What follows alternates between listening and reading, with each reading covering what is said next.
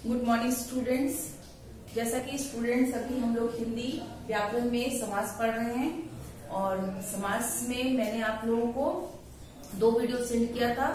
Second, इसके पहले वाली वीडियो में मैंने आपको बताया था कि समास के 6 भेद हैं और वो 6 भेद कौन कौन से थे? अव्ययीभाव समास, तत्पुरुष समास, कर्मधारय समास, द्विगु समास, द्वंद्व समास और बहुब्री समास।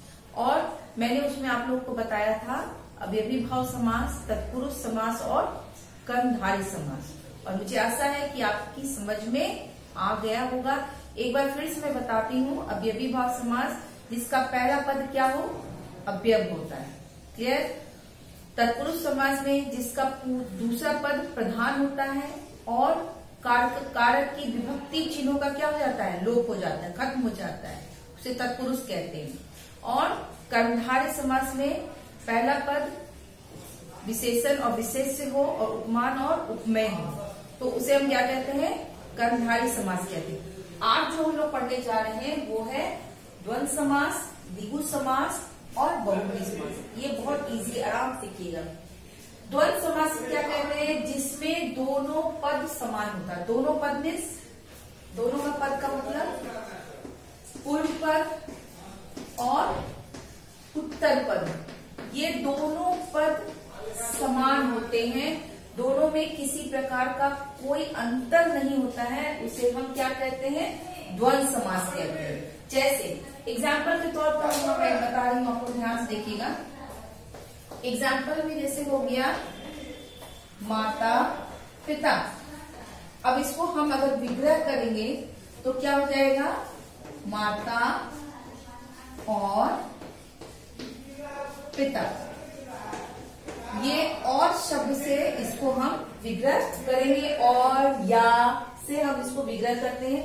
तो यहाँ पर दोनों पद, पहला पद होगी माता और दूसरा पद है पिता, तो दोनों पद का समान अधिकार होता है।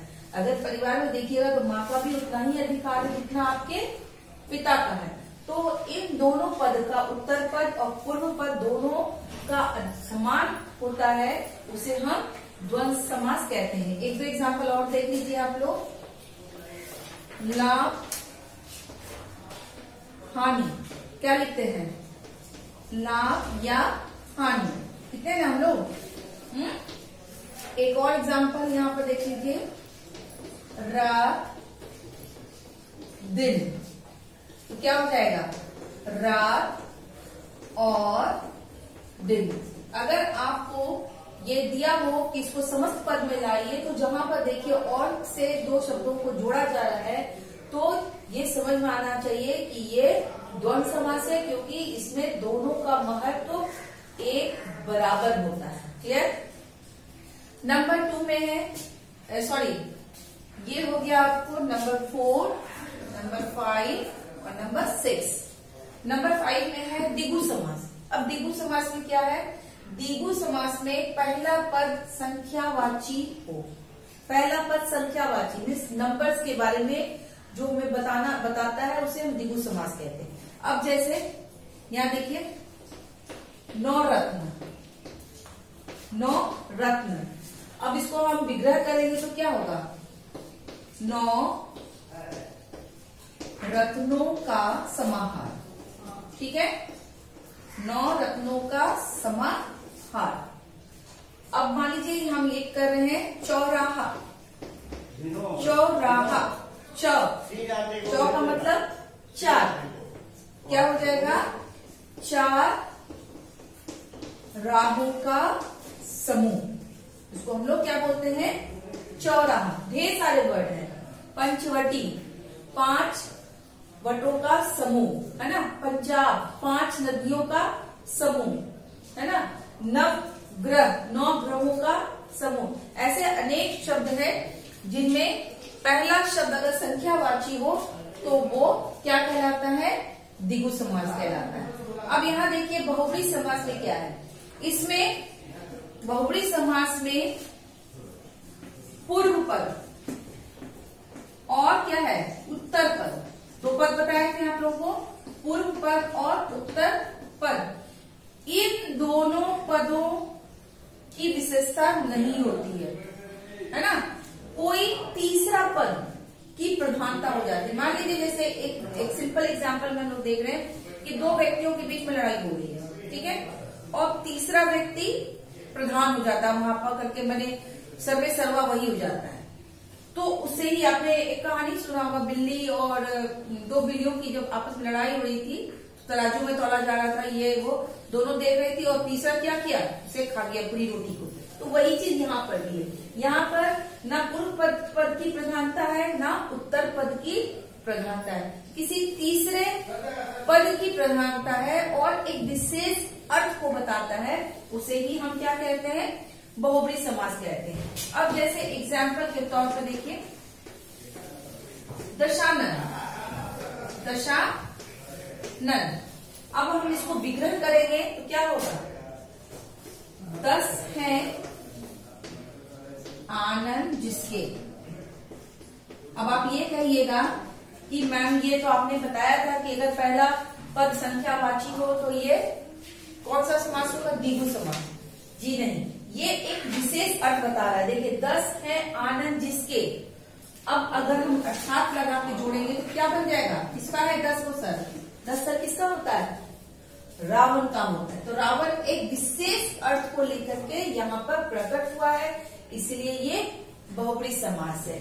अब देख लीजिए, अगर इसे हम द्विगु समास में लेके आएंगे, या द्विगु समास में लेके आएंगे तो क्या है, इसको हम अगर लिखेंगे 10 है आनंद, तो ये द्विगु समास में हो जाएगा। लेकिन 10 है आनंद जिसके अर्थात रावण बोलेंगे तो वो आपका बहुब्री समास है, क्योंकि इसमें ना पहला पद प्रधान है, ना दूसरा पद प्रधान है, एक तीसरा, ये पहला पद हुआ, ये दूसरा पद हुआ, इन दोनों पदों की कोई प्रधानता नहीं है, एक नए पद का निर्माण हो रहा है और वो पद बन गया रावण, इसीलिए ये कौन सा है, बहुब्री समास है। एक एग्जाम्पल और हम लोग देख रहे हैं, पीताम्बर, पीताम्बर, ठीक है, पीताम्बर तो क्या होगा, पीला है अंबर जिसके, अर्थात क्या हो जाएगा, ये क्या हो जाएगा, विष्णु। तो एक नया अर्थ, एक नए शब्द की प्रधानता हो गई और वो प्रधानता है विष्णु, ठीक है। अब जैसे नीलकंठ, नीला है कंठ जिसका, अर्थात कौन हो जाएगा, शिव हो जाएगा। तो जिसमें न पहला पद प्रधान है, न दूसरा पद प्रधान है, कोई तीसरा पद की प्रधानता होती है, उसे हम क्या कहते हैं, बहुब्री समास हम कहते हैं। अब है कि द्विगु और बहुब्री समास में क्या अंतर है, द्विगु समास और बहुब्री समास में क्या अंतर है।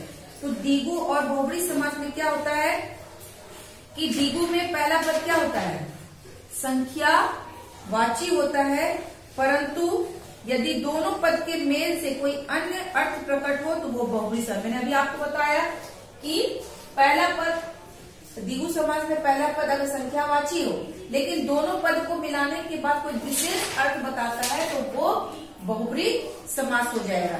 जैसे यहाँ पर आप देखिए, 3 रंगों का समूह, तिरंगा, तिरंगा में बोलते हैं ना, 3 रंगों का समूह, वो द्विगु समास है क्योंकि कोई विशेष अर्थ नहीं बता रहा।